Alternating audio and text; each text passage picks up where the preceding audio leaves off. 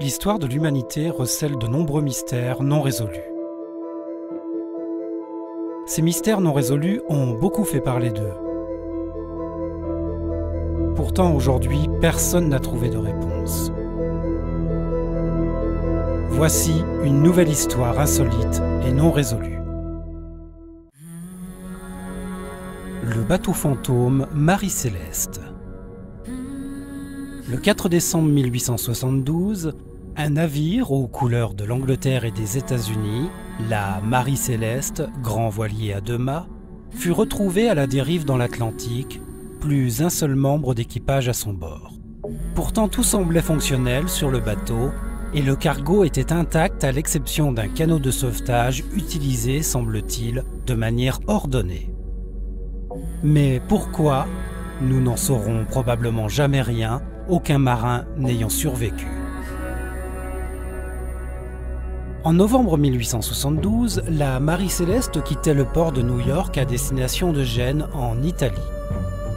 À bord se trouvait le capitaine Benjamin Briggs, 37 ans, son épouse Sarah, 30 ans, leur fillette de 2 ans, ainsi que 7 membres d'équipage, soit un total de 10 personnes. Le navire transportait assez de provisions pour les faire tenir 6 mois et on y trouvait même une machine à coudre et un piano droit. Le 4 décembre 1872, dans l'océan Atlantique, à 600 milles au large du Portugal, le Dei Gracia, un 3-mâts de commerce américain, commandé par le capitaine David Reed Morros, fend joyeusement les flots de l'Atlantique en route pour l'Europe. Au milieu de matinée, vers 10 h, alors que le Dei Gracia file sur Gibraltar à 400 miles à l'est des Açores, John Johnson, le timonier qui tient la barre ce matin-là, est soudain intrigué par une silhouette à l'horizon surgie de nulle part. Il voit apparaître un brick goélette au comportement curieux. Les voiles sont mal bordées, l'une claque dans le vent et tout semble très bizarre. Le bateau ne file pas en ligne droite et le pont apparaît étrangement désert. Le capitaine Morros rejoignit Johnson sur le pont et s'aperçut très vite que quelque chose ne tournait pas rond. À 10 h du matin, déclara le capitaine dans son journal de bord, j'aperçus une voile dans le nord-est vers 37 degrés de latitude nord et 18 degrés de longitude ouest. En approchant, je reconnus un brick goélette faisant une route oscillante. Il ne répondit pas à mon appel. Je pensais qu'il y avait quelque chose d'anormal. Je regardai avec mes jumelles et je fus surpris de voir qu'il n'y avait personne à bord. Morros demanda alors à DeVoe et à son adjoint, John Wright, de se rendre à bord du navire inconnu. En abordant le navire, l'impression se confirma. Le bâtiment était entièrement vide.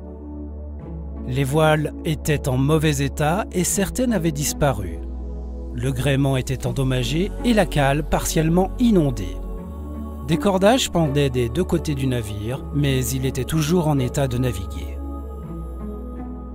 La seule embarcation de sauvetage qui avait été tirée sur l'écoutille principale avait disparu.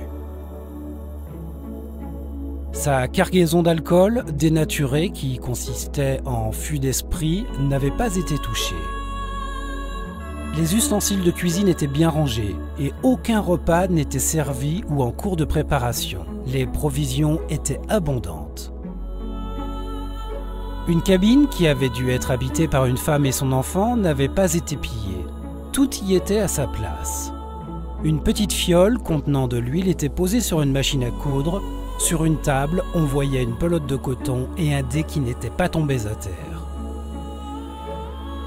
Tout était quasiment intact, tout comme l'intérieur des cabines, mais aucun membre de son équipage ne fut retrouvé. Le livre de bord découvert dans la cabine du second capitaine était daté du 25 novembre à 8 h, soit 9 jours auparavant. Il indiquait que la Marie-Céleste se trouvait à environ 74 km, environ 40 miles, au sud-ouest de l'endroit où elle fut découverte, non loin de l'île Santa Maria dans les Açores. La Marie Céleste fut remorquée jusqu'à Gibraltar, où le tribunal maritime étudia diverses explications, dont une tentative d'escroquerie, une mutinerie de l'équipage ou un acte de piraterie sans parvenir à n'en prouver aucune.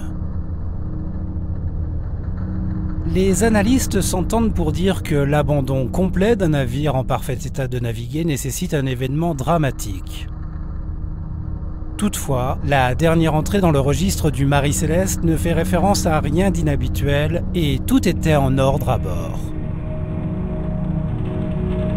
Au cours des années suivantes, quelques nouvelles théories ont vu le jour. Était-ce une mutinerie, des pirates, l'attaque d'une pieuvre géante ou d'un autre monstre de la mer? Certains ont supposé que la Marie Céleste avait été attaquée par des pirates nord-africains qui opéraient dans cette région à l'époque. D'autres pensent plutôt que c'est l'équipage du navire Dei Gracia, ceux qui ont découvert la Marie Céleste, qui aurait assassiné tous les passagers et inventé cette histoire de vaisseau fantôme. Une autre théorie est que le navire aurait été frappé par un violent orage qui aurait projeté tout l'équipage par-dessus bord. D'autres explications ont été proposées comme la présence d'un iceberg. Selon une autre théorie, un tremblement de terre au niveau du plancher océanique, un tremblement de mer, aurait pu endommager une partie de la cargaison qui aurait alors libéré des vapeurs inflammables. La crainte d'une explosion ou d'un incendie pourrait expliquer l'abandon du navire et les écoutilles ouvertes pour ventiler la cale. Toutefois, aucune de ces théories n'explique complètement les circonstances de cette étrange disparition. L'histoire de la Marie Céleste reste encore à ce jour l'un des plus grands mystères de l'océan. C'est ainsi qu'en 1872, le navire Marie Céleste est entré dans la légende noire des mers, celle des vaisseaux fantômes, ces bateaux condamnés pour l'éternité à errer sur les mers.